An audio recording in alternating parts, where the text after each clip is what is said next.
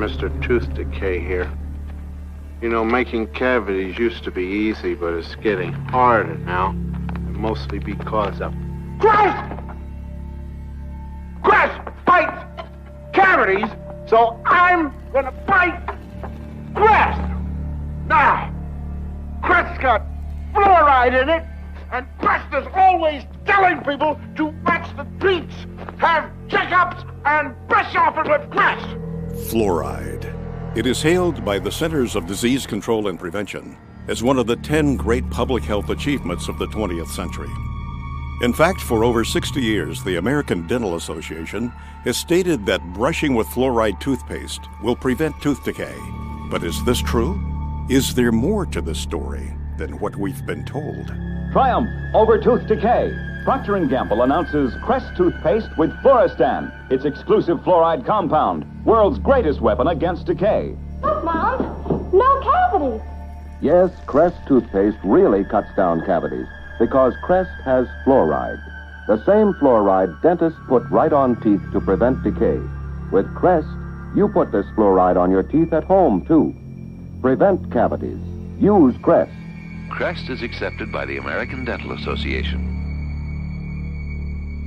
Today, 95% of the toothpaste sold in the United States contains fluoride, and 72% of all water is fluoridated.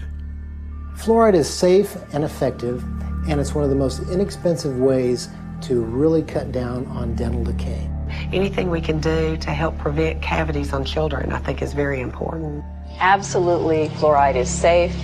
It's effective. Fluoridation of community water is extremely safe and extremely effective in preventing tooth decay. Science is on the side of fluoride being safe and effective. There is no controversy about this in the scientific community. If it's such a simple issue, how is it that it's still going on after half a century? I remember it being debated when I was 30 years ago. And it's continuously debated. But just because we've been doing something 50 years doesn't necessarily mean that it's right. Public health officials knew then what they know now. Would we have fluoride? Would it be added to our drinking water? Well, today a coalition of scientists, dentists, and doctors are taking action to stop fluoridation until it is proven safe.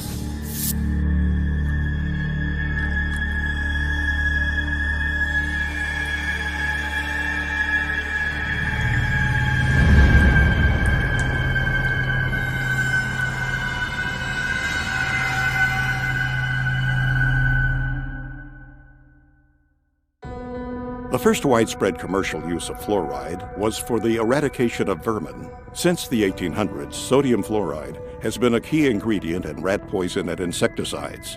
These products were commonly used in and around the home to kill lice, mice, rats, and insects. Fluoride proved to be not only a good way to kill rodents, but also an effective way to kill a man. As the use of fluoride became more popular, reports began flooding in of people dying from ingesting this toxic substance. Headlines screamed, "Roach poisoned in pancakes kills 11 men. Rancher takes dose of poison by mistake." Article after article, all having the same tragic endings, proving that sodium fluoride can and does indeed cause death. In fact, during the last part of the 19th century, the Industrial Revolution was taking hold of the modern world. An unfortunate byproduct of this technological revolution was that it created the most toxic pollutants known to man. And the most hazardous and destructive of them all was fluoride.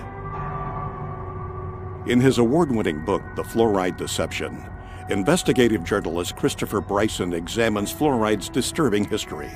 Bryson notes that in its early days, fluoride was a widely known and well-documented killer. Documentation from early lawsuits against fluoride manufacturers clearly shows that fluoride was a hazard, not only to humans, but to the environment as well, with damages reaching into the tens of millions of dollars. By 1930, the aluminum industry was the largest and most influential fluoride polluter. Industrial giants such as Alcoa knew they had to do something. Vegetation and livestock near Alcoa plants were being decimated as toxic fluoride fumes lingered, rendering nearby cattle lame and crippled, even causing death.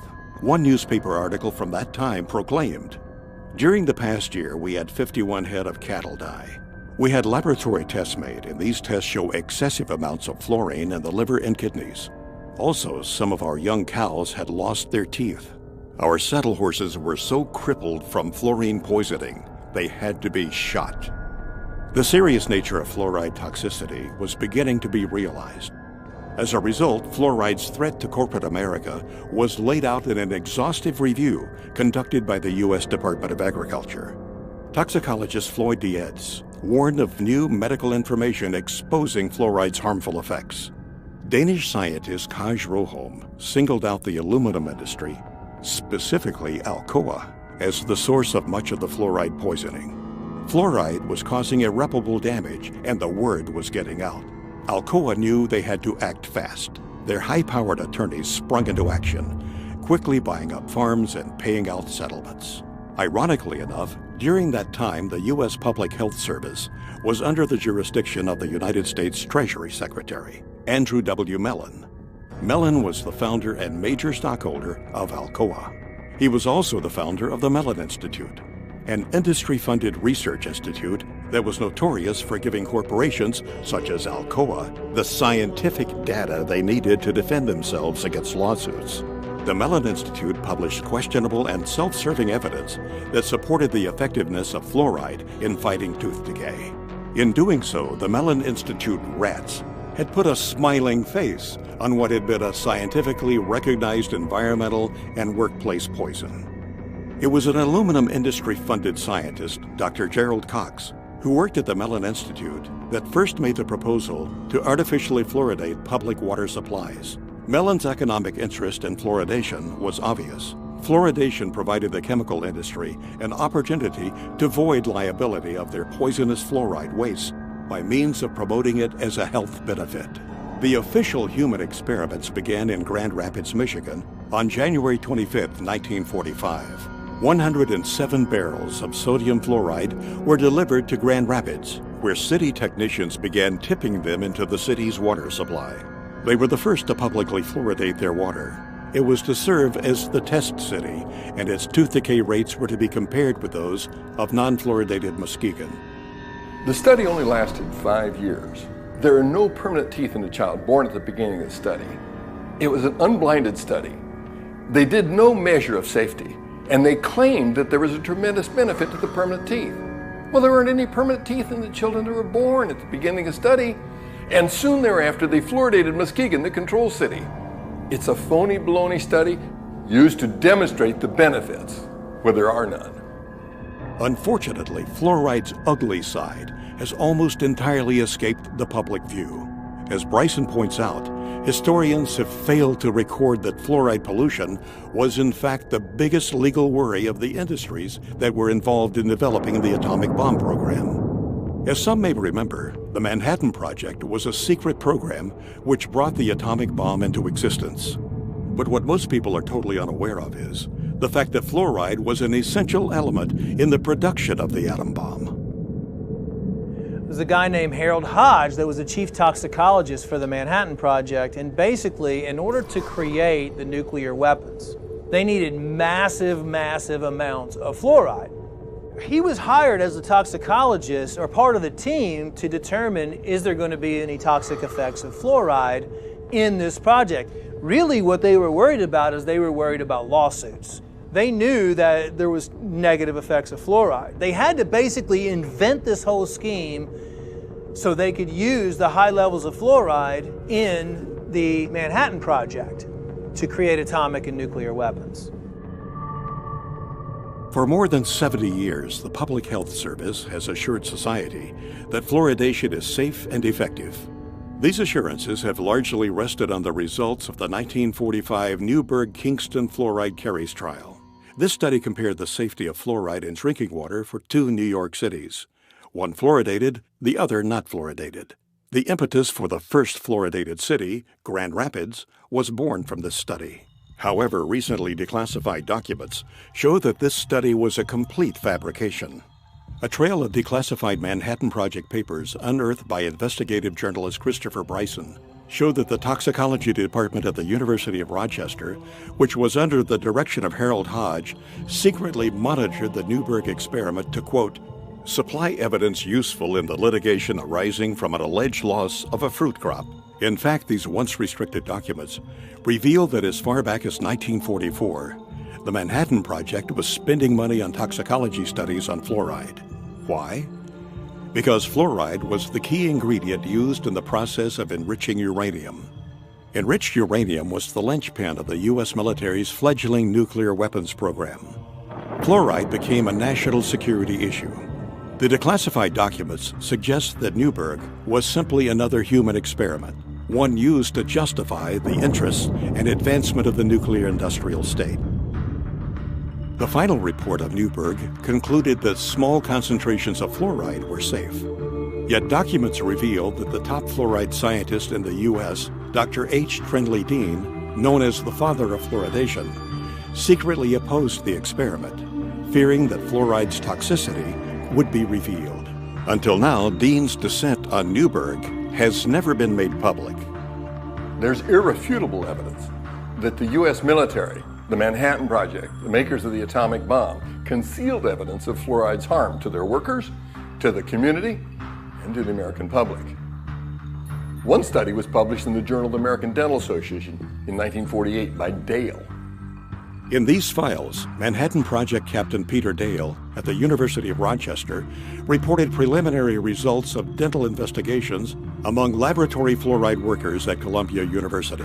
He concluded that fluoride did not prevent cavities in the 95 laboratory workers examined. Quote, "Their teeth seemed to be deteriorating rapidly, and their gums bled more freely. In fact, most of the hydrofluoric acid workers examined had few or no teeth left. They were in large part toothless or nearly toothless. This information, however, was left out of the published version. The published study merely notes that the fluoride workers had fewer cavities than did the unexposed workers.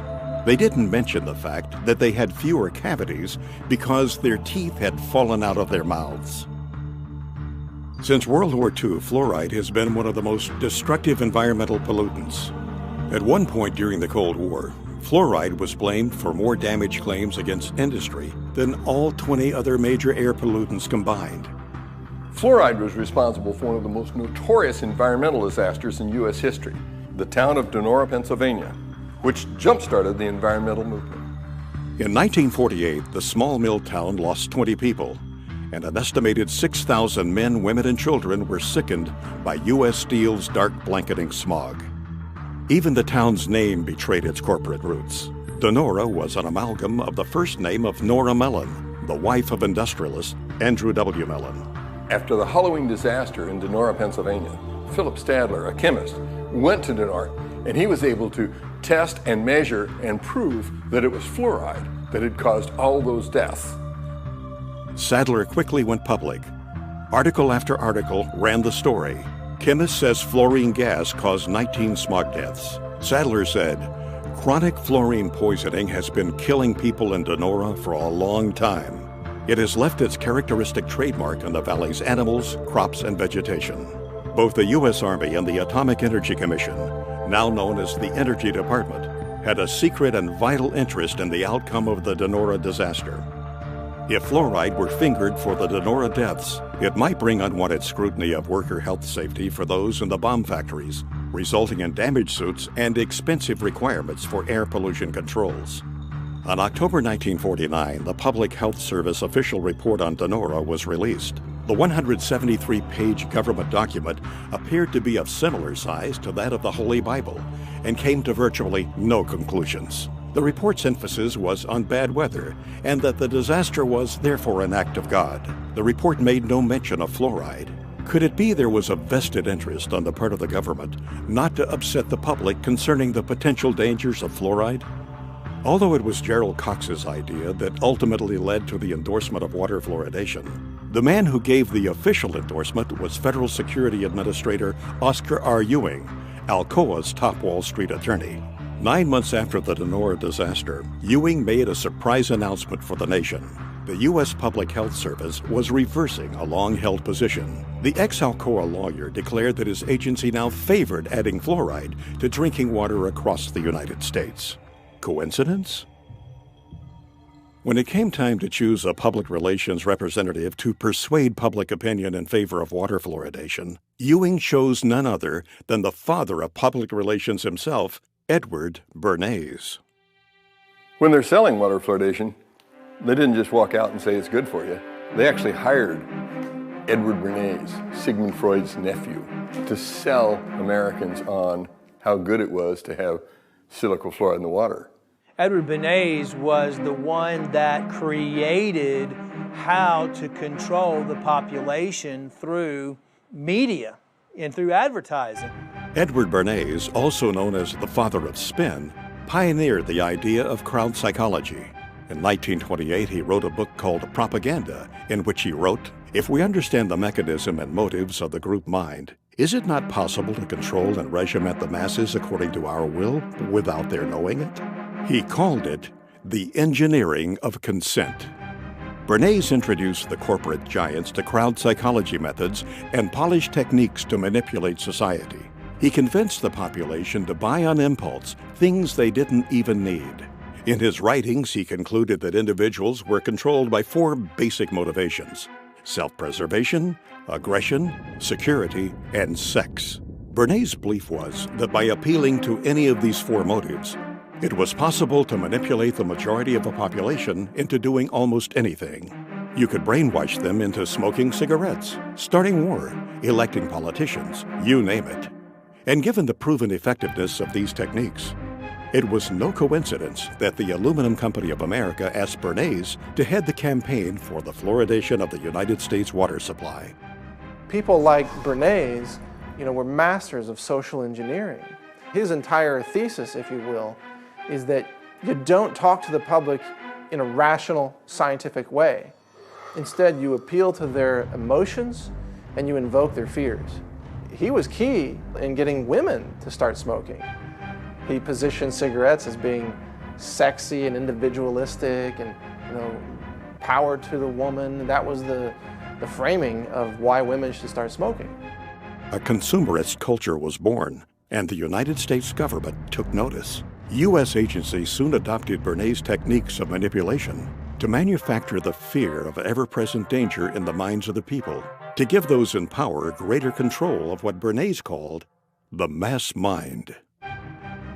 He went on to propose in his book Propaganda, those who manipulate this unseen mechanism of society constitute an invisible government, which is the true ruling power of our country. We are governed, our minds are molded, our tastes formed, our ideas suggested, largely by men we have never heard of. This statement holds just as true today as it did in the 20s when Bernays first wrote it. Throughout medical science, including dentistry, poison-producing corporations have always been able to infiltrate major institutions and dominate their narrative. When Christopher Bryson was writing this book, The Fluoride Deception, he reached out to Edward Bernays. Bernays said it was child's play to convince the American public that fluoride was good for them. While the official narrative rang, the case for fluoride had been proven. Some people weren't so quick to jump on the fluoridation bandwagon. Because fluoride had been used for years as a rat poison, to kill coyotes, to kill cockroaches. Some of those opposing fluoridation were in fact dentists. And because of their advocacy for safe water, they were censored by the American Dental Association. If they worked for the Public Health Service, they got fired. If they were team players and kept their mouths shut, they got to keep their job. So out of fear, many people who knew better remained silent. The true story behind water fluoridation can be hard to swallow. The facelift performed on fluoride dating back more than 60 years ago has misled generations. Instead of conjuring up the image of a crippled worker or a poisoned forest, we see smiling children. As a new generation arises, we must sound the alarm yet again. To those who have ears to hear, this film is meant to be a warning. This film will prove beyond a shadow of a doubt that fluoride is a deadly poison being added to our water supply. It will further prove that the chemical commonly known as fluoride is the only chemical added to public drinking water to treat you, the individual, rather than the water. The information presented in this film can change your life. It can help protect your health and the health of your loved ones. It will lay out the real facts behind water fluoridation. It will expose the hidden hand behind the curtain, pulling the levers of industry, corporate profit, and public perception. Fluoridation is neither safe nor effective, but rather a fraud. And honestly, one of the biggest hoaxes ever perpetrated in human history. To say things like tobacco is harmless, fluoride is harmless.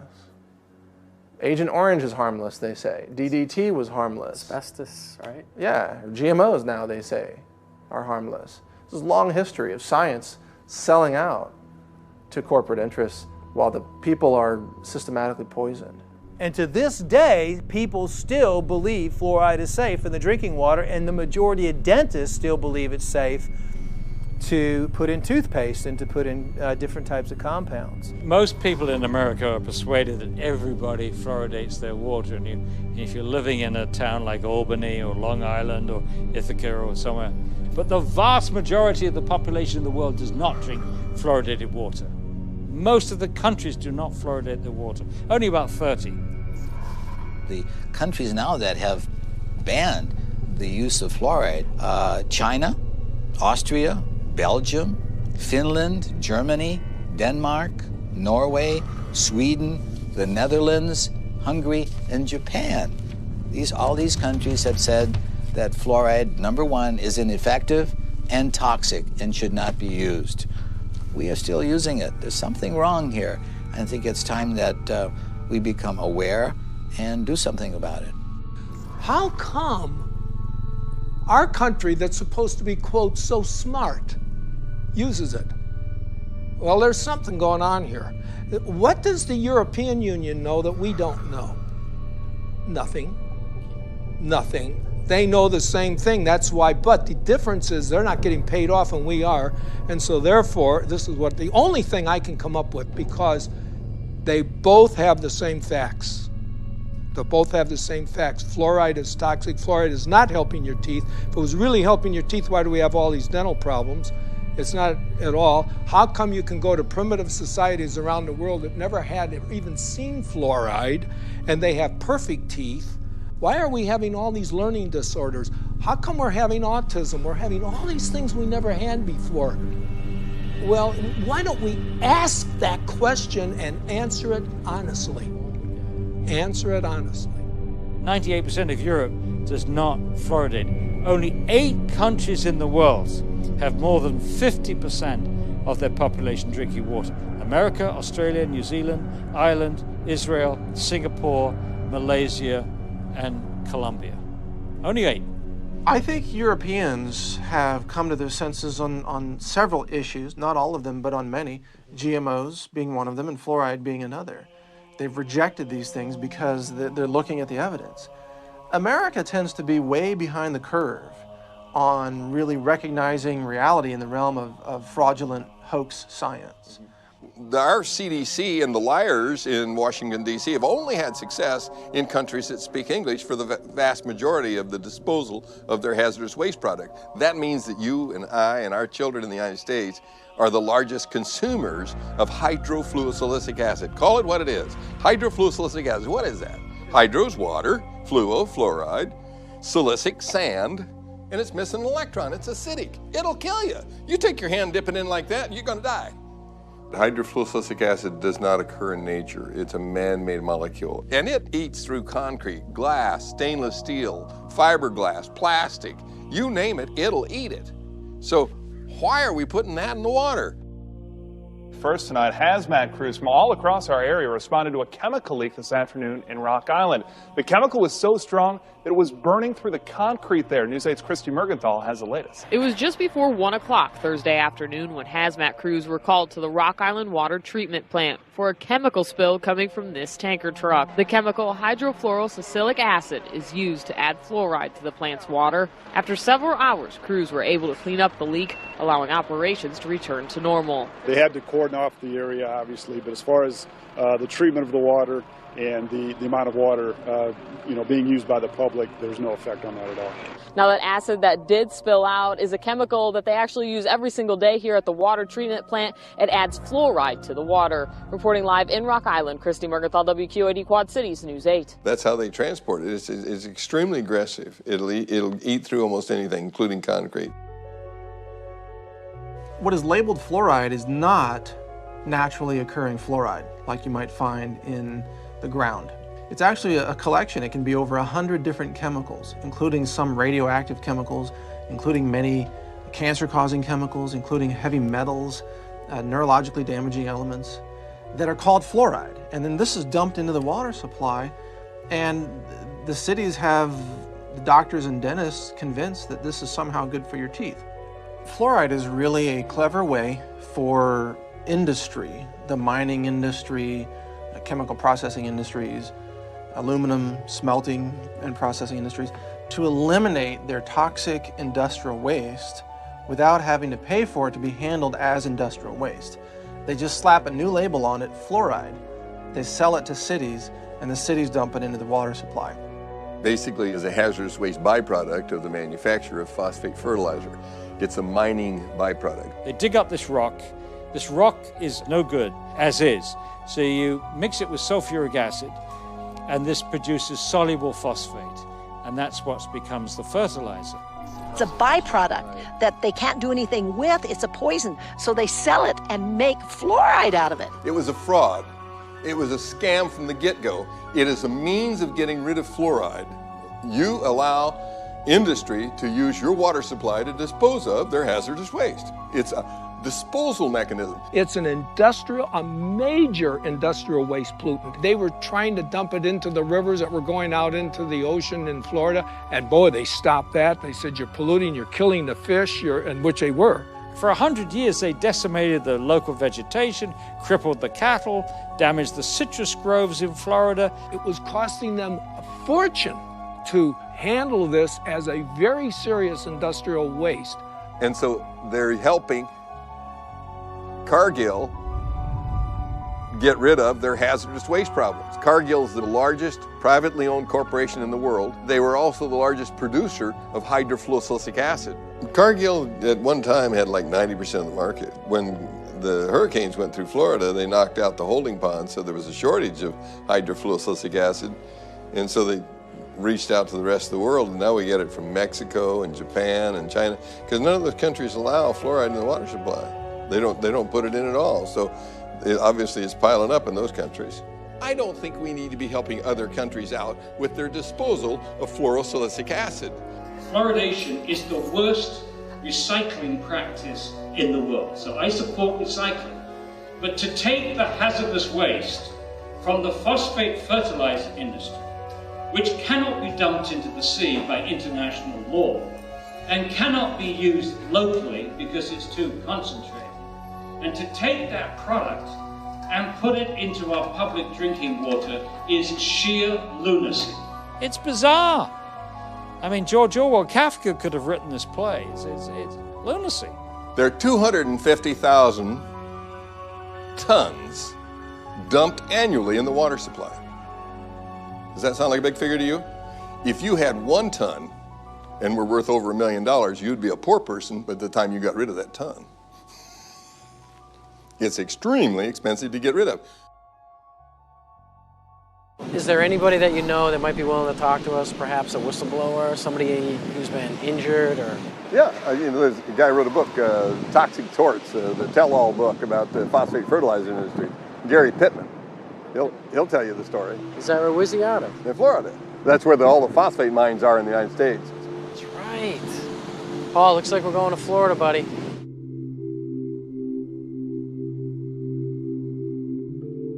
When I first started working at the Occidental Chemical Corporation's chemical plants in the early 1970s, there was no safety program in place. The only equipment you had to wear was a hard hat and safety glasses, and we didn't wear the safety glasses half the time because it wasn't enforced. The environment was very dirty. The air was filled with dust and toxic fumes. We worked 8, 12 hours a day, sometimes longer, sometimes double shifts in those conditions. When you're 18, you think you're invincible. Had a physical by their doctor, and he actually put on my application a perfect health specimen. Mistakenly, you tend to believe that somehow you're invincible and blindly step into harm's way without a thought about the future consequences. I started working there when I was 18. I was in excellent health. I quickly rose to a supervisory position and was making about $50,000 a year. However, my success came at a high price, my health and well-being. My first and last job was working for Occidental Chemical Company in the phosphoric acid plants in Hamilton County, Florida. So Gary, what made you write this book? I wanted to leave a history behind on what happened to me and some of the co-workers here in this county. And it kind of gives the inside look at a phosphate plant, mainly the chemical plant where phosphoric acid is made. Former employees of Occidental Chemical Corporation have filed a lawsuit against the company. They say they have life-threatening diseases because the company did not follow safety procedures. Paige, they have diseases like leukemia, emphysema, and toxic brain syndrome. For years, doctors struggled to diagnose them, but finally they found a common link. It was the phosphate plant they all worked for. Gary and several other former employees are suing Occidental for failing to provide adequate safety education and gear. One woman's husband died of bone cancer before his battle could make it to court. They messed up my life. They messed up everybody's life, and they're continuing to mess up other people's lives. They need to come in and realize and admit to what they are doing. When Gary Pittman filed a lawsuit against Occidental Chemical Company, he knew what he was getting into. Occidental was a mammoth organization and no stranger to litigation. It was Occidental that had been responsible for one of the most horrendous environmental tragedies in American history, the Love Canal. President Carter declared a state of emergency today in the Love Canal area of New York's Niagara Falls, where toxic chemicals were discovered oozing from the ground. My 3 kids were born with birth defects. My wife's had cancer. This was a site that literally is best described, orange goop, toxic soup is what it has been referred to. You had 80 different chemicals. I mean, some very bad stuff was in these people's backyards, was literally seeping into their basements. Health officials are urging more families to move, but that's not as simple as it seems. Between the years of 1947 and 1953, the Hooker Chemical Corporation, which is a subsidiary of Occidental Chemical, used the Love Canal section of Niagara Falls as a dumping site for toxic waste. Today, we write the final chapter of the environmental disaster called Love Canal. In doing so, we make clear that when people make a mess of our environment, they should and they will be held responsible for cleaning up their mess.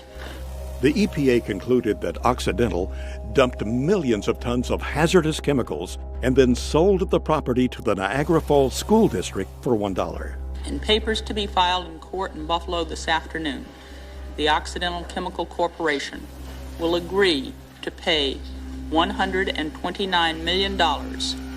In the end, Occidental was out of pocket a total of $200 million for damages and settlements, not including court costs and the millions they spent defending themselves. These kind of dangers no longer will be tolerated by the American public. The day of discarding hazardous materials indiscriminately and haphazardly is over. There must never be in our country another Love Canal. Thank you very much. But in reality, this $200 million spanking to a multi-billion-dollar-a-year company is far less severe than a parking ticket to the average person. Occidental had a pattern of disregard for environmental issues. In the summer of 1979, the New York Times reported that Hooker's plant in White Springs, Florida, was convicted of polluting the air with fluoride. Even more damning were the copies of corporate memorandums passed among Hooker executives in which it was revealed that Hooker's top echelon knew and approved of the pollution violations. Finally, Hooker Company officials admitted to accidentally poisoning local water supplies not only at the New York location, but at their Michigan and California plants. The White Springs plant that Gary Pittman worked for not only was polluting the air with fluoride, but had also dumped tons of waste on their own property. In a leaked inter-office memo obtained by an insider at Occidental's White Springs plant, reveals 25 different waste disposal sites buried on the property. This highly classified document lists the hazardous, carcinogenic, highly fluoridated toxins that are all buried on the site and are still there today. Gary Pittman knew that he was about to embark into a David versus Goliath scenario. Occidental was not to be trusted. They had been known to buy and intimidate officials. They provided financial support to the campaigns of certain political candidates and owned judges. Gary had only 12 lawyers against Occidental's prestigious law firm, Holland & Knight, which at the time consisted of 540 of the nation's top lawyers. However, to his benefit, Gary had the documents to prove his case. He also had a stellar record within the company and was known as a company man. He was a loyal and hardworking employee. The last thing he had ever imagined doing was to sue the very company that had provided him such a good life. In spite of this, Gary felt as though he had no choice. He was sick and couldn't work. So Gary named a price that could make him go away, and Occidental accepted. In the end, Gary settled out of court with Occidental, but his health problems still linger. The phosphate industry is one of the biggest industries in Florida. It brings in billions of dollars each year in profits. Television ads and billboards often portray strip mining as a wholesome industry that creates jobs and feeds the world. However, a closer look reveals the extreme toxicity to our environment and health. Paul, I think what you need to do is get some aerial shots of that plant.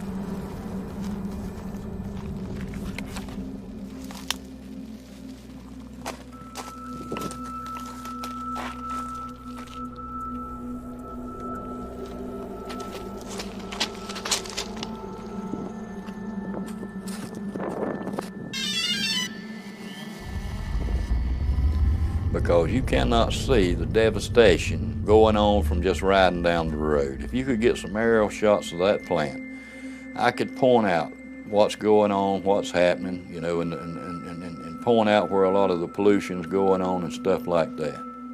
What people don't realize is this is where hydrofluorosilicic acid starts, because you have to mine the rock, you have to make the phosphoric acid, and hydrofluorosilicic acid is made from the fumes off the phosphoric acid. Then it's put into the city's drinking water. I worked out there my whole life, basically, and I never seen that good of shots. You don't see this on Google Earth. I mean, you just see an overview and you get the idea that those are there, but... Yeah, what you see here is, you know, the common person never sees this. They don't really want you to see it either, because then you would know how much devastation, you know, there is at these plants. And you know what's so good about it is the general public's going to get to see this in this new film, and they can, you know, they can decide, you know. And like I said, that's where your hydrofluorosilicic acid starts. That's the way they mine. It's overburdened. They take the overburden off to get to the ore. Basically, they take a nice forest area, they cut down all the trees, they burn all the stumps, and they take all the topsoil off. The overburden is topsoil, subsoil, clays, until they get to the ore. This right here is just, they've already dug it all out. Yeah, they've mined this, and as you can see the forest in the background, and you can see the huge chunk of land that they have mined. The phosphate lobby is very, very powerful. You know, it's a sad situation. It's devastating to the earth.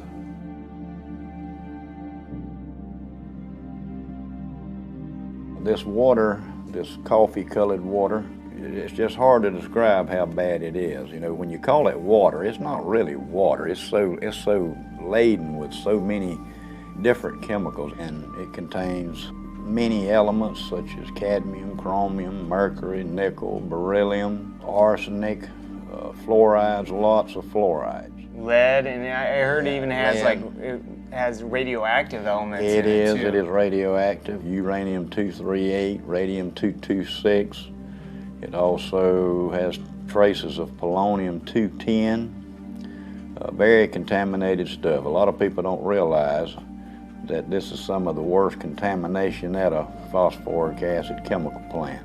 Where this was all located was wetlands. If you have a wetland, you'll have a heck of a time trying to get a permit to go into a wetland, you know, to do anything. You know, if you want to dig a pond or whatever, they're not going to give you a permit.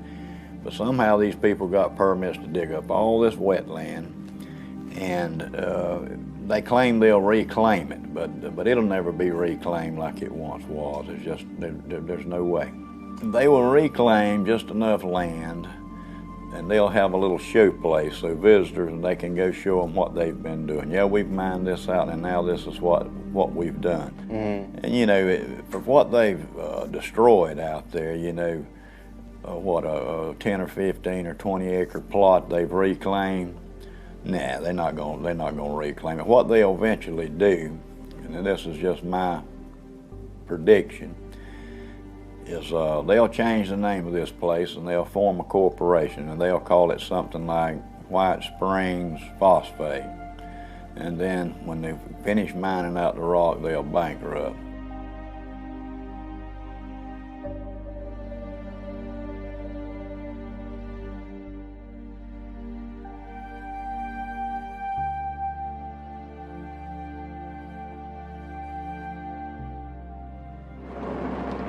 Up here on the right, we're going to have the administration offices. They used to be in the chemical plant, and they moved them.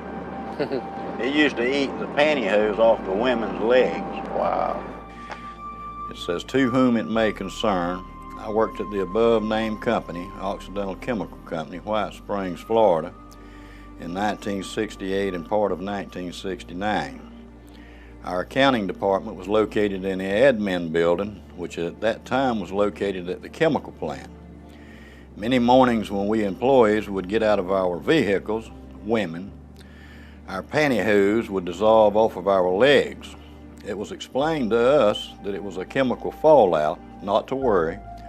Our boss would see that each of us girls would get $1 to get us another pair of pantyhose. The chemicals also would eat small pit holes in the paint on our vehicles. Years later, they moved the admin building away from the chemical plant to out by the main road. And there's several more names here of other girls that could testify to this. So there's three things you can see from the space station, and that's the Great Pyramids of Egypt, the phosphogypsum stacks of Florida, and the Great Wall of China. And that's how large they are. They have them in South Florida and Central Florida that are 400 acres big. It's a huge operation.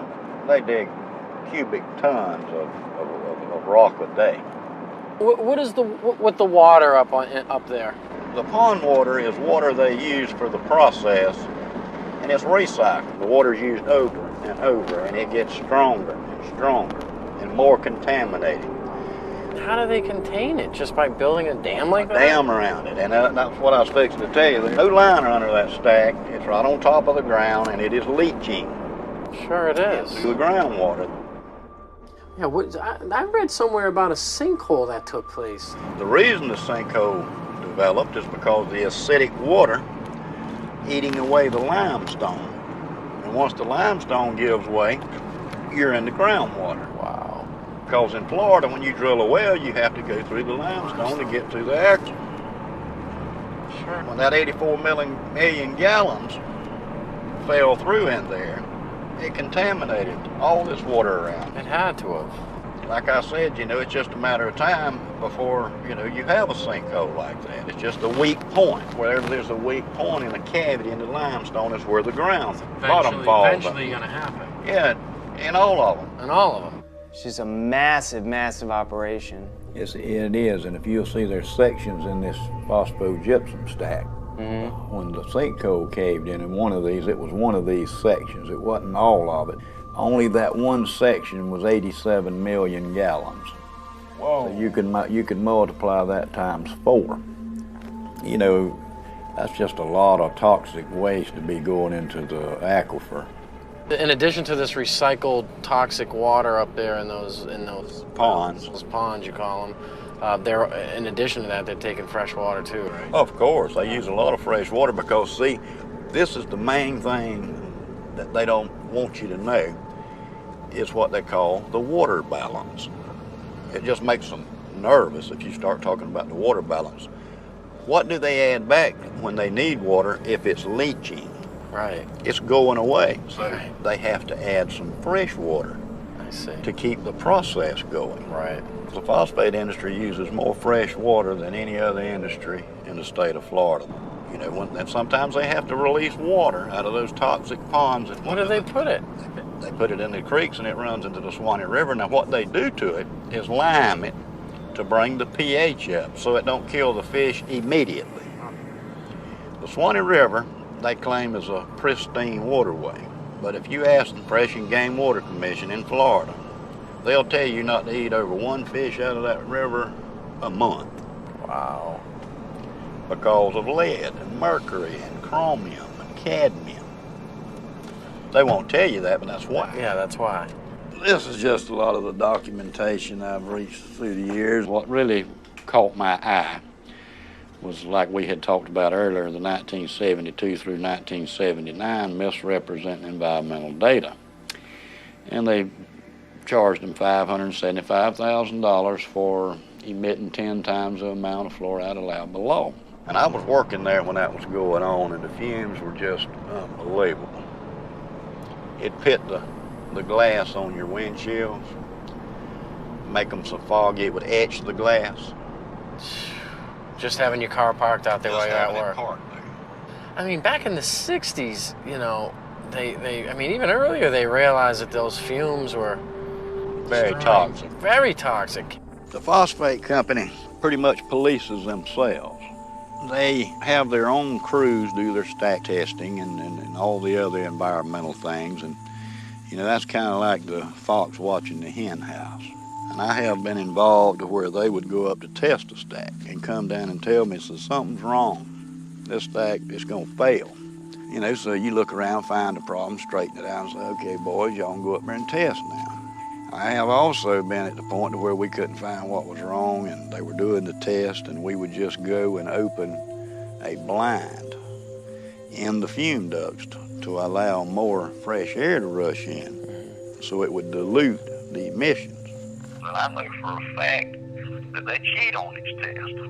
Once you know that, then you lose all faith in these regulatory agencies because you know it's all a farce. In this past, I'd say 6 months, there's been 4 people that I know of that I grew up with. They were younger than me. They were 52, all of them died. And I do honestly believe it has something to do with the phosphate chemical plants out there. I would imagine you've seen some injured employees. I've seen people burned. I've seen people blown up. I saw a man killed, and he was going to weld on a rotary drum filter. And somebody had washed it with a solution of sulfuric acid and pond water. Found out later the guy had struck an arc to weld on that thing, and it exploded. And it killed him, messed up his friend, too, that was helping. Yeah, it's a very hazardous work environment. When you digest phosphate rock with sulfuric acid, that's what you're going to give off, hydrogen fluoride and silicon tetrafluoride. Now, even at that strength, it'll eat up concrete, asphalt, stainless steel, even the fume ducts after a while, which is made out of fiberglass. Very corrosive, the most corrosive acid known to man. Used to etch glass, it's used for a lot of things. One of the things it's used for is to fluoridate drinking water. Who in the world would want to drink water with this stuff in it? The city of Dallas, Texas, like many cities across the nation, spends millions of dollars on contracts with companies like Cargill, Mosaic, and Penco to fluoridate the region's water supply. On Mosaic's website, the product listed for use in water fluoridation is actually called hydrofluorosilicic acid. The Occupational Safety and Health Administration, otherwise known as OSHA, is a U.S. agency that requires companies to produce a material safety data sheet, or an MSDS, for every chemical product in the market. The MSDS that Mosaic produces for their fluoride product will make your hair stand on end. Right here I have the Mosaic material safety data sheet on their hydrofluorosilicic acid product. A material safety data sheet is a very important document to disclose safety and health issues about possible exposure to this chemical. The MSD sheet is supposed to inform you about what is this chemical, what's in it. So what we find in the case of the Mosaic, their hydrofluorosilicic acid, is that it is not a pharmaceutical grade product. It is an industrial grade chemical. And under Section 2, hazard identification, it identifies a health hazard as being corrosive to the skin, the eyes, and the mucous membranes. If you come in contact with it through the skin or inhalation or ingestion, such as swallowing it, it may cause severe irritation and burns. And so on the second page, it identifies potential health effects, and it mentions that it's corrosive to the eye, corrosive to the skin, corrosive through inhalation, such as breathing, corrosive if you swallow it. In this, they're basically giving these health effects due to hydrofluorosilicic acid and a high concentration. It's less clear at what concentration this won't happen at. As a chemist, I've looked at scores of material safety data sheets, and never in my career have I seen a warning for children in an MSDS, material safety data sheet. What happens is the companies that's producing this chemical realizes they have a revenue stream that's a little risky for them from a liability standpoint on how their customers are using this chemical. And so they've now put a warning in their material safety data sheet, warning for fluorosis, osteosclerosis if exposure occurs during enamel formation. There are no children working in these chemical plants. There are no children being chemical handlers. So this warning is for the end user. And so we've presented this to the City Council, and they have now been alerted that their own supplier has put a warning. And this is where we came across and said, you now need to put a warning, at least for children that you've received from your supplier. You need to put that downstream. So now the liability is on them too. Hydrofluorosilicic acid has no known benefit in human or any physiological system. It's not even useful in any mammal. So adding that to the public water supply for an alleged benefit is a fraud, and it's a crime against the citizens of this country, and it's cumulative over a lifetime. It is a very noxious poison, and you do not have to take my word for it. If you've got a Webster's dictionary, open it up. One of the definitions is fluoride, a violent protoplasmic poison. Then you have to go look up protoplasm. We are protoplasm, so violent protoplasm for us. Say, let's put that in the water and see how the kids turn out. Well, as we're learning, it seems like there are no rewards to this. It just seems it's just all risks. It's all risk. It's a big lie. There's no benefit whatsoever. It's all risk. Let's get to the science. That's what I say. Instead of covering it up, let's look at the science. What do these fluoride chemicals actually do to human beings? There's all kinds of research out there showing it really disturbs the functioning of the body in a number of ways. Inactivates 62 enzymes, increases the aging process, increases the incidence of cancers and tumors up to 17%, disrupts the immune system, causes genetic damage, interrupts RNA and DNA, repair enzymes activity, increases arthritis, and is a system poison. These are all validated by scientific data. We have in America today all of the symptoms of hypothyroidism, obesity, heart disease, neurological impairment. I have been very sick. I was diagnosed with hypothyroidism about 10 years ago. There was no family history in my background that explained why I had this thyroid illness. What were some of your side effects? Feeling very cold, hair loss, concentration issues. It really controls your metabolism. So I had gained about 10 to 15 pounds, which is very unusual. I was very athletic my whole life and never was overweight. So I gained weight. I was sleeping a lot. Again, your metabolism is tuned down. Doing the research, fluoride is an irritant to your thyroid. Your thyroid wants iodine. And if it doesn't get iodine at the concentrations that it needs, then it gets whatever is closest that you're providing in the environment. If you look at the periodic table, you see that fluoride, chlorine, bromine, and iodine are all in the same column. That means they have very similar electronic structure and reactivity. So that's why your thyroid will uptake fluoride and chlorine when you're not giving it enough iodine. It's a gradual accumulation of the fluorides and the other things you're exposed to out there that just gradually wears on you through the years. And that's one reason it's hard to pinpoint a health problem. Because, you know, you work out there 6, 7, 8, 10 years before you start noticing things, and then it's almost too late then because it's already done the damage. But I've been real weak and just lethargic. Yeah. So when the blood work come back, the guy asked me, he said, "What have you been doing?" I said, "Nothing the last few days. I've been laying on the couch at home, you know, I ain't felt well." He said, "You sure you hadn't fell off of a building or something?" He said, "Look," he said, "you have a muscle destructive process going on." That was exactly what he told me.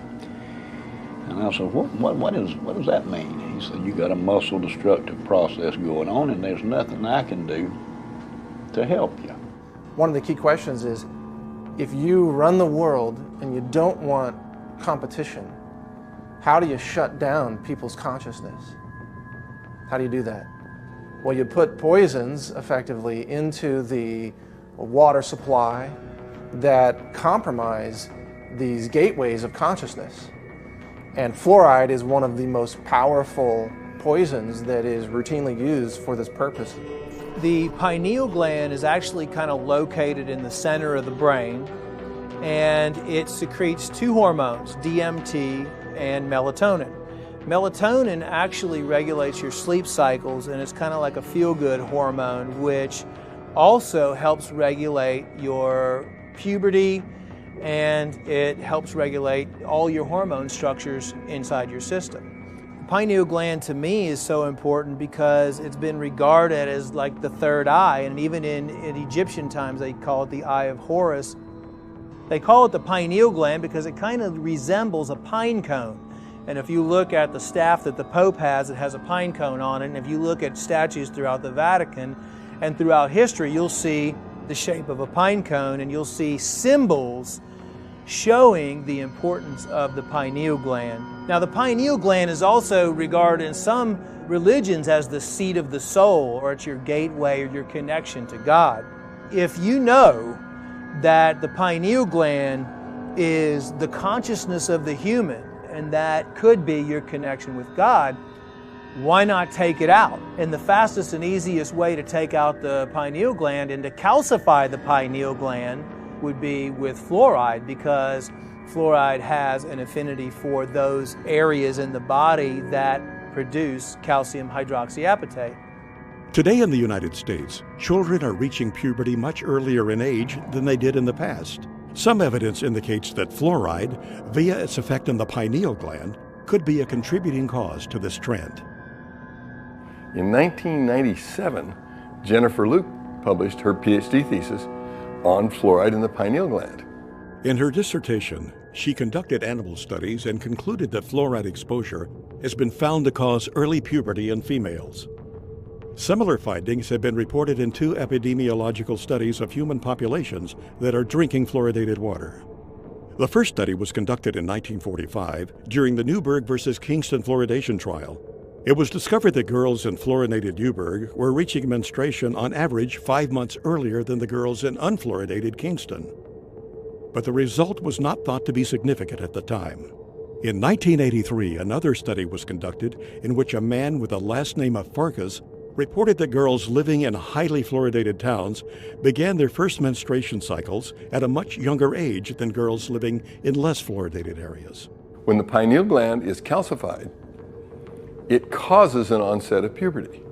In my documentary, Crippling Waters, one of the ladies in there, we called her the star, a 9-year-old girl. Take a look at her. Does she look 9? She's exposed to high fluoride in her family's well water. Her dad, who's only 20 years older, is starting to bend over like this and starting to become crippled. He can't put his hands above his head. The calcification of the pineal gland is an adaptive process so that that child can have babies by the time she's 14 because she's going to be crippled by the time she's 40. Fluoride's role in earlier puberty needs more thorough investigation. When one considers the seriousness of a possible interference by fluoride on a growing child's pineal gland, it underlines the negative and dangerous effects of fluoridation. Dave, so what we're learning is kind of frightening because it seems to me that once it's in your body, is it there to stay? Yes, you can't get it out. You can cut some of the harm by mitigating the damage and avoid it like the plague, but you really can't get it out because it's stuck in your bones. And that's why you have all the skeletal symptoms, you know, the joint pain, the arthritis, and all that stuff. The first signs that fluoride is poisoning your bones is pains in the joints, stiffness in the joints, pains in the bones. Well, you go to the doctor with pain in a joint, he says, well, you got arthritis. Well, arthritis, joint, ritis, pain, oh, okay, joint pain. So we got somebody speaking to us in Latin, oh, you got joint pain, super duper. We have millions of people with arthritis in the United States and in fluoridated countries, 1 in 3 adults. Nobody's ever looked to see if some of those arthritis cases may have been caused or exacerbated by fluoride. Just not looking. Are bones with more fluoride stronger or less strong? And the answer is less strong. And they got studies where they tried to give them a dose of fluoride, sodium fluoride, to cause an increase in bone mass. It did, but it weakened the bone itself. So those are case-controlled studies. That's the gold standard in medicine. So we have case-controlled studies showing that if you give people fluoride, it accumulates in their bones and it causes the bones to become white, opaque, increases the bone density, decreases the bone tensile strength. And they actually took bone that was removed from people for the purpose of replacing a joint or a hip, put it in a little device here where you put a weight on there and snap it, and they showed that the more fluoride in the bone, the quicker it snaps. Have you ever wondered, how come everybody has hip replacements, knee replacements? I mean, you can go on and on. I can think back when I was a kid, that didn't happen. You didn't see all these crippled people. I mean, you saw a few, but it wasn't common. I mean, how does it end up in our bones? Is it that where our body just finds? It's calcium-rich tissue, so your body parks it there because it's got to dispose of it some way, otherwise it would kill you. So it parks in the bone and then it kills your bones.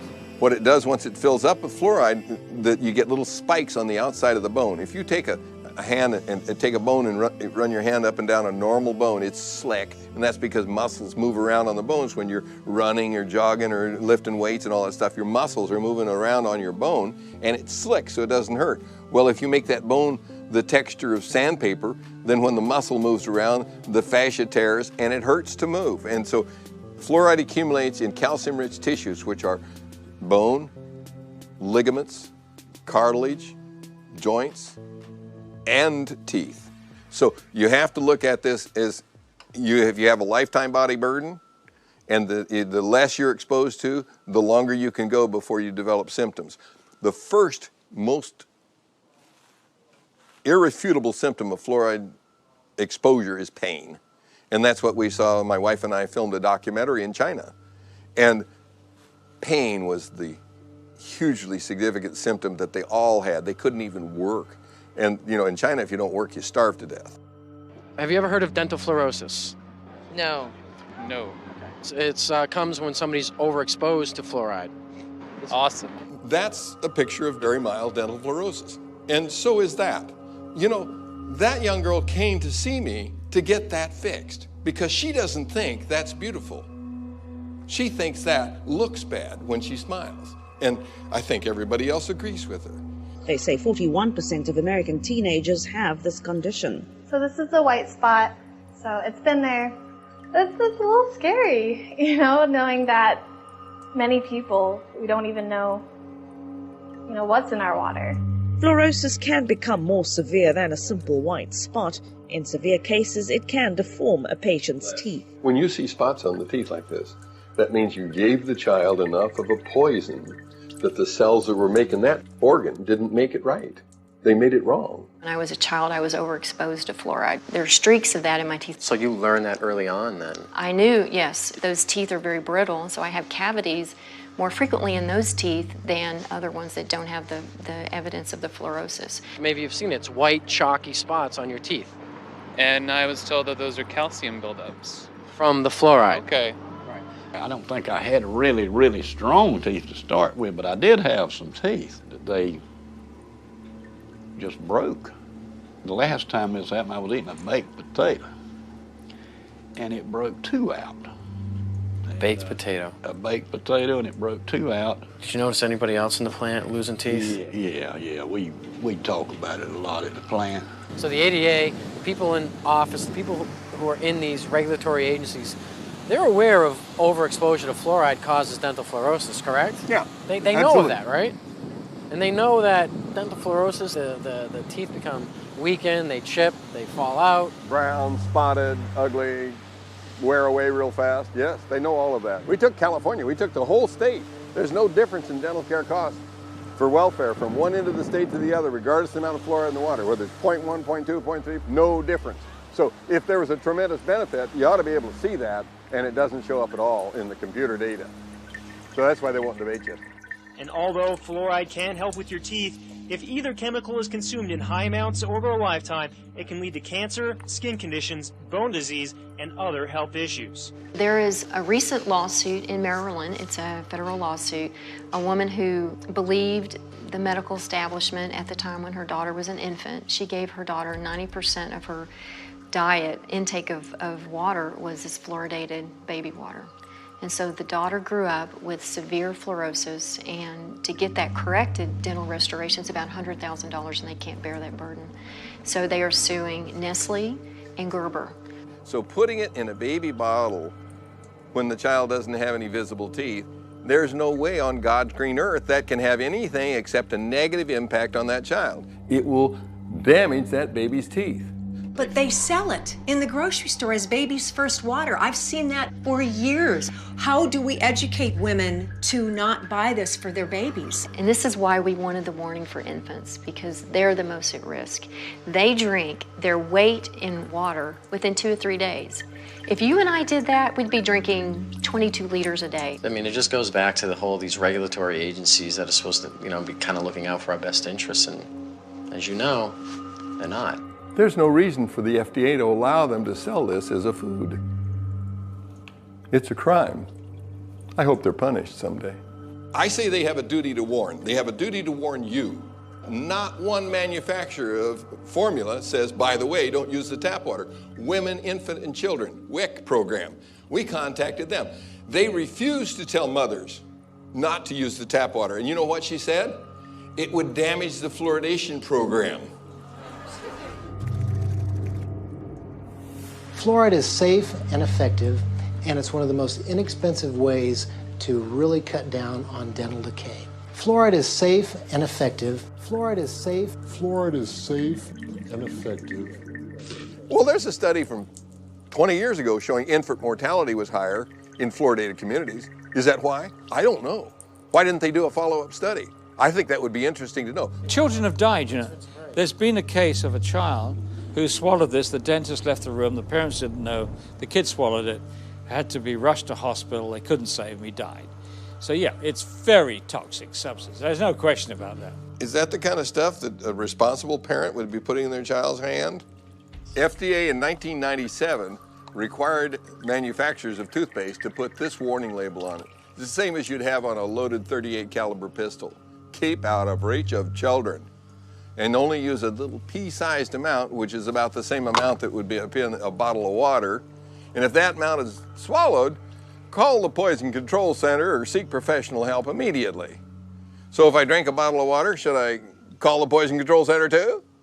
This is just insane. So this is what 2 different organizations say. One says, don't swallow it. Why did they put that on there? They put that on there because there were 10,000 calls a year to the Poison Control Centers from children made ill by swallowed toothpaste.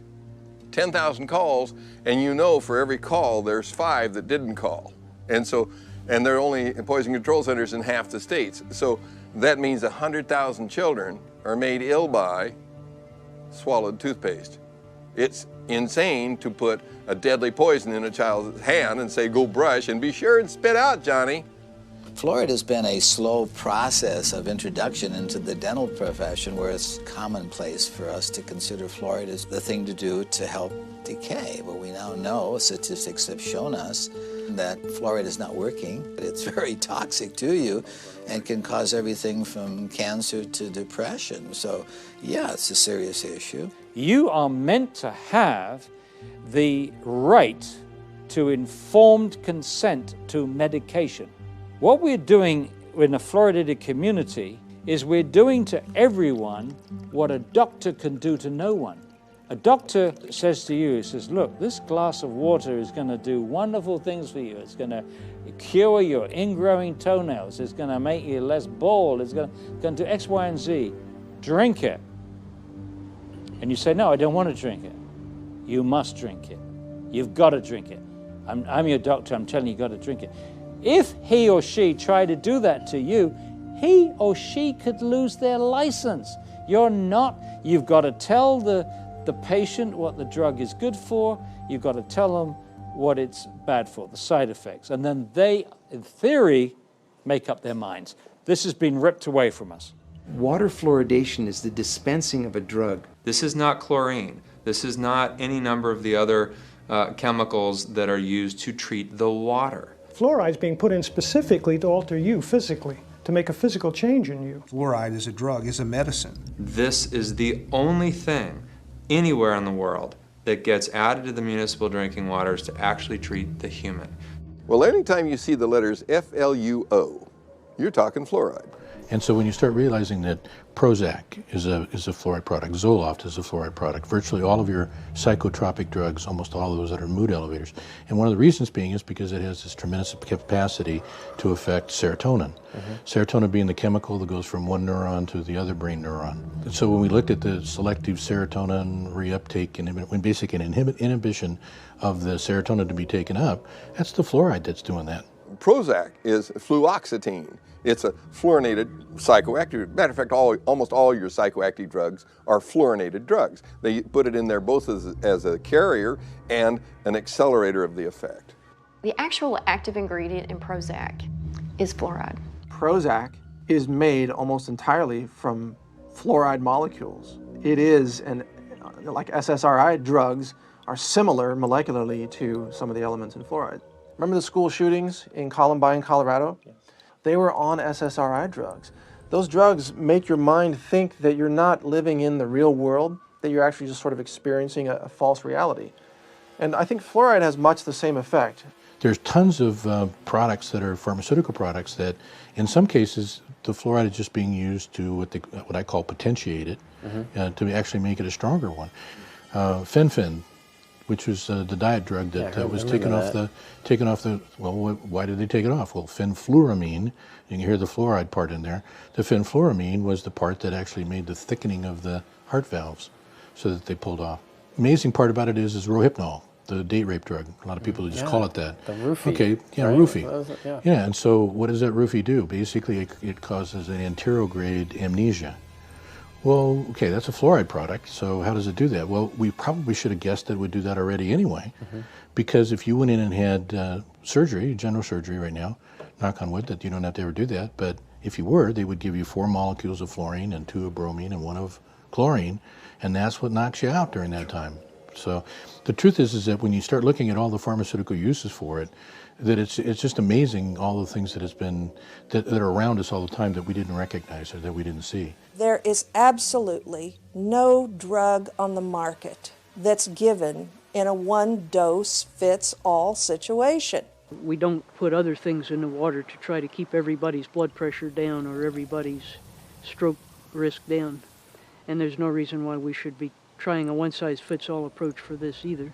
Once you put a medicine in the drinking water, you can't control the dose because you can't control how much water people drink. You can't control who gets it. It goes to everybody. If you ask a pharmacist if there's any drug in his store that was safe enough to give to everyone, young people, old people, sick people, people with poor nutrition, give it to them in any dose, they'd laugh at you. It's ridiculous.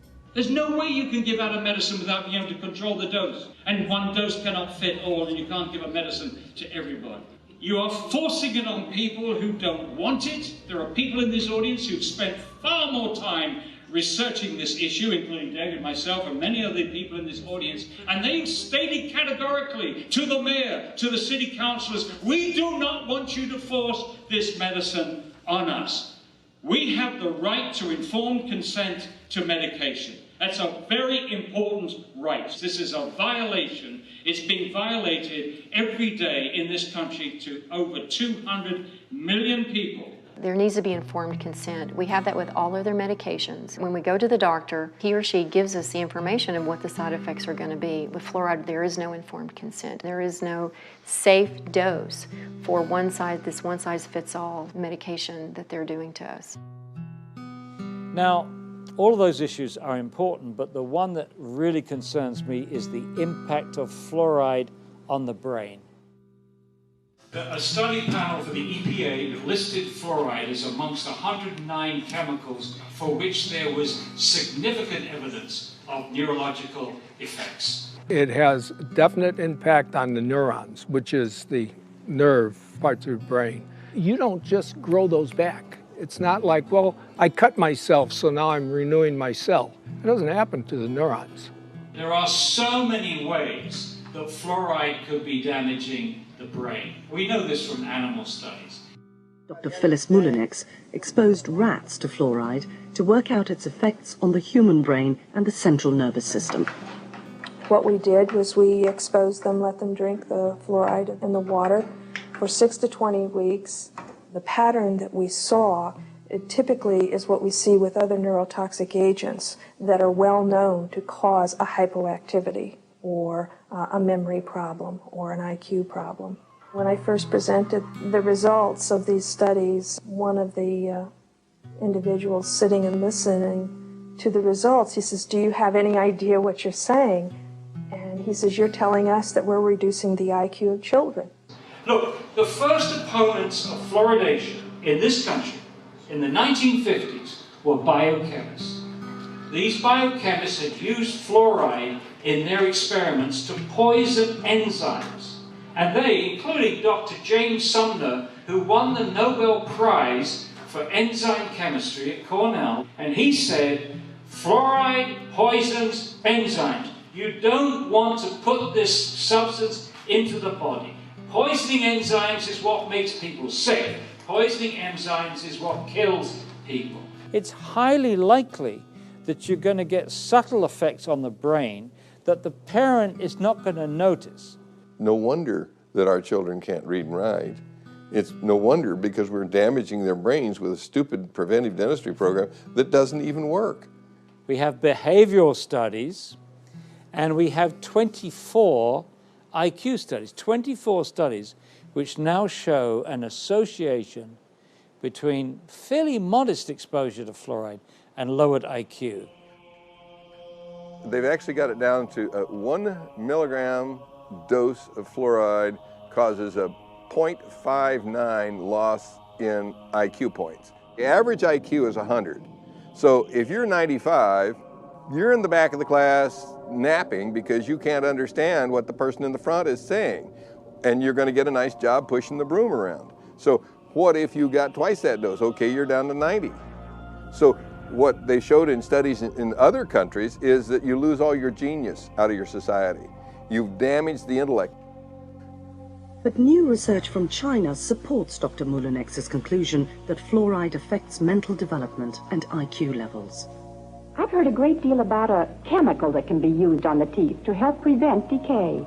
Is that a good thing to use? It certainly is. We use a fluoride solution, and we have evidence that for some people... 50 years ago, American government scientists had clinical evidence that fluoride affected the central nervous system. But all this was kept secret. Chemical? You're going to put some chemical in my mouth? All mention of the effects of fluoride on the central nervous system was stopped. In my view, fluoride is where lead was in the early 70s. That argument lasted about 10 years, and it was finally proven that, yes, low levels of lead, lower than caused visible symptoms, was in fact damaging a child's mental development. I think the same thing we're going to find with fluoride. As someone who has gotten off of fluoride, I can tell that my thought processes and my concentration is higher. And so when you damage the IQ of the children, you lose your place in the country as a leader, and we have. And that's because of the damage that our government has allowed to happen to the intelligence of our children. If there wasn't research out there that's shown conclusively that it affects the brain and the neurons, that it affects the immune system, that it affects the bones, and it is incorporated into your body, fluoride bonding is strong. You get something with fluoride bonded, it's not easy to get it off. Well, what's going on? Fluoride is now in thousands, and I really mean thousands of products where it has worked its way in, and I don't understand why. I had a good friend of mine come up to me one day when I still lived in the valley. He says, Karen, he says, look, there's fluoride in Cocoa Pops, and there's fluoride in Fruit Loops, and I'm going, what? What the heck is it doing in that stuff? Pesticides operate in a lot of cases because they have fluoridated compounds. Sadly, the dentists have begun to add fluoride to their filling materials, their cements, they even put a varnish on children's teeth. I don't believe these have been legitimately FDA approved. I've checked on them. There's no new drug applications on file for fluoride to be ingested, and none have been submitted. So if you're going to give a child a dose of fluoride, show me the FDA approval where that's beneficial and even safe. It doesn't exist. The medical system that tries to say we need to ingest fluoride, that's really the only element they believe in. They won't recommend magnesium to reduce heart attacks. They won't recommend calcium. They won't recommend zinc for immune boosting function. They only believe in one element, and it's fluorine. You know, how come they don't look at the other elements that are needed? See, that's why it's very selective. It's a dogma.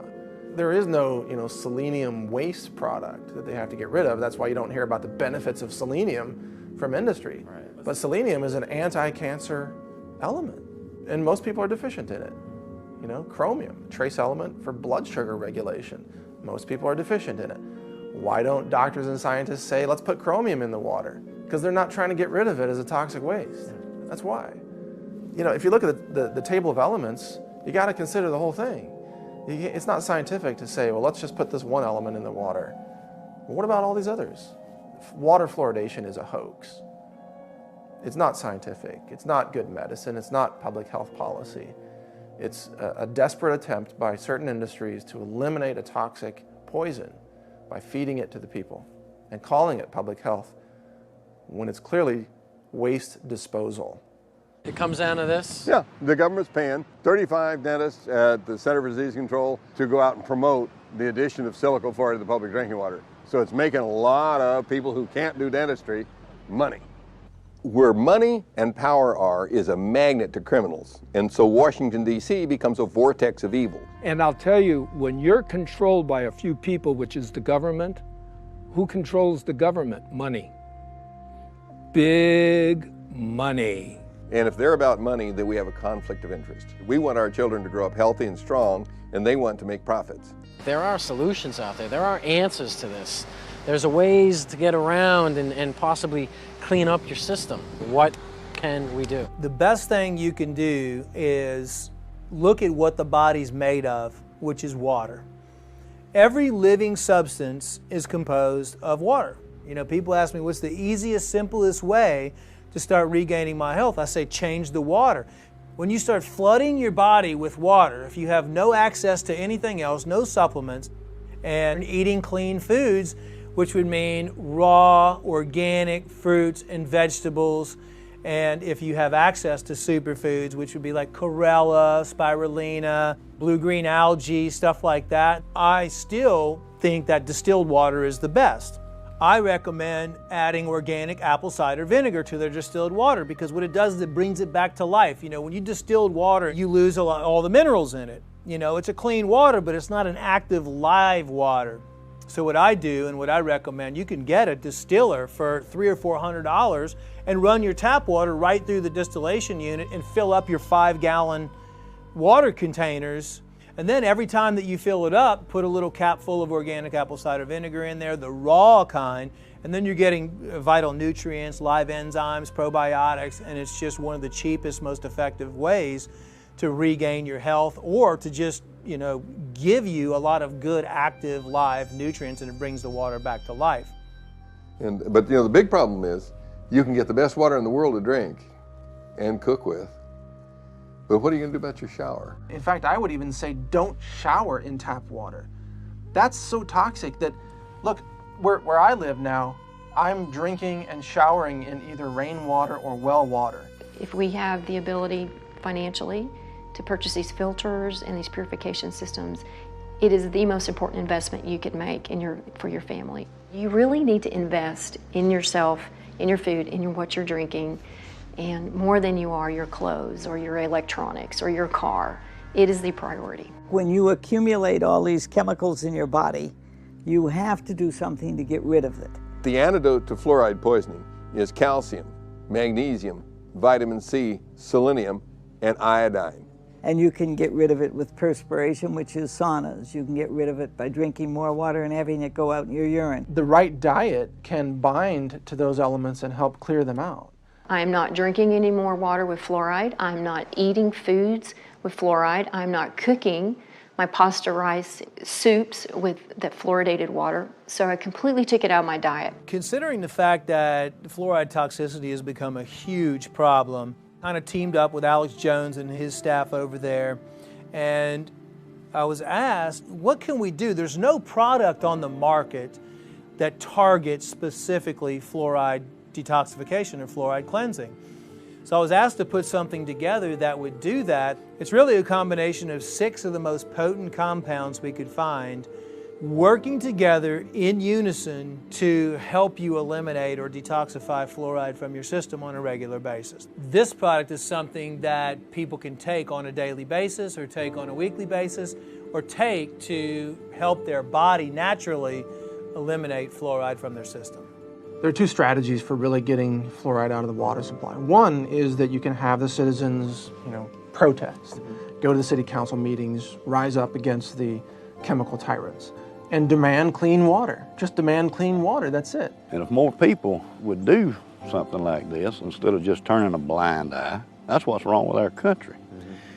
People see wrongdoing, but they just pass it by, let somebody else take care of it. So I imagine you're kind of going to be the Lone Ranger standing up and saying, I don't want my water medicated anymore. We should be calling our congressmen and trying to say, hey, what are you doing out there? What are you doing around the well? That's our water. I should have to choose if I want fluoride in my water. Why am I demanded that I have to have fluoride in my water? If enough people will contact their legislators, contact them either through phone calls, through snail mail. I mean, if they get enough of that on a particular issue, by golly, they do set up and take notice. Go there and bitch, because that's your public servant, okay? Last time I checked, they work for you. You got to get a lot of people angry enough that they'll go out and stand in the rain and tell the city council that they're not going to get reelected if they don't do what we tell them. They're not going to keep their seat if they continue to poison our water.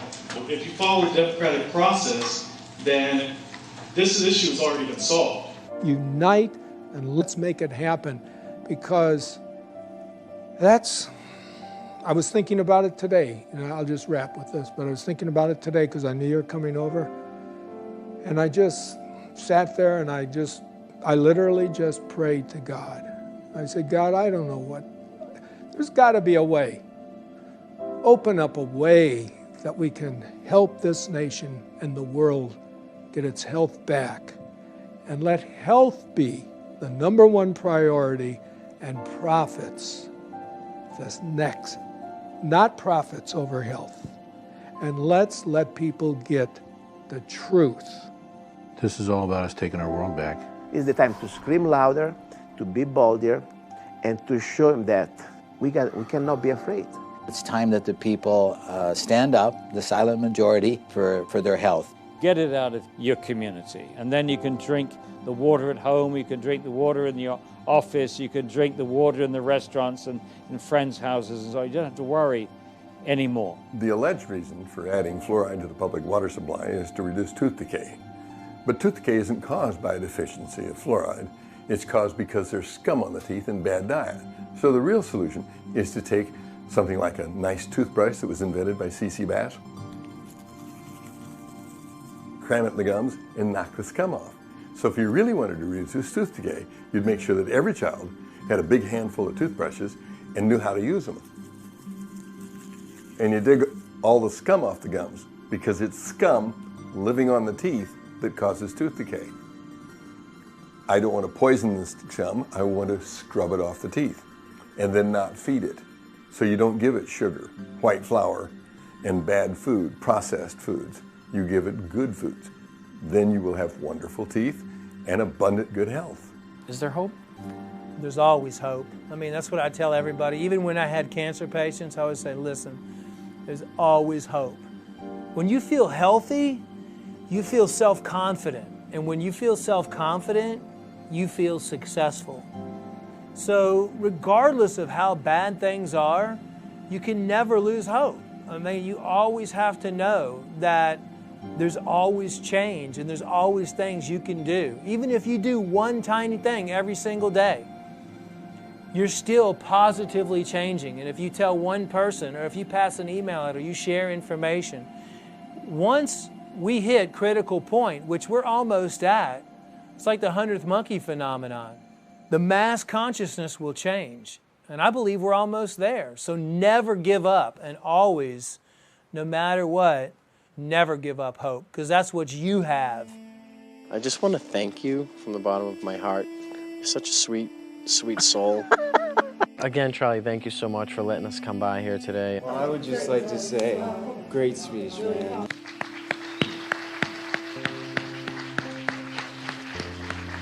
Thank you for all your work you've done over the years, and your discoveries, and your journey, and your just everything. Thank you so much. Appreciate Welcome. it. Thank you. Thank you, Gary. Thanks, Paul. Maybe you man. too. You're the man. Okay, Thanks so much. Thank you. Appreciate it. Thank you. It's been a treat. It's a pleasure to talk to you, and I'm hoping that this will get the message to more and more people. Now, this is fantastic. It's going to be a great educational tool, and we appreciate you being here. And thank you so much, and we'll look forward to seeing you again. Likewise. Thanks for having me. You guys are incredibly powerful, and I want to say thank you for what you're doing for all of us. I really wish this project the greatest success. People need to hear this message from all of those that you've interviewed. This is powerful information, and I imagine that in 50 years, people will be watching this. You know, some DVDs will survive. Yeah. Yeah. I just got the chills. And they'll be watching this, and they'll look back and say, there were some filmmakers who did know what they were covering, who weren't willing to just sell out and do some explosions and on-screen sex and this and that. They actually had a message for humanity. That's what you guys are doing.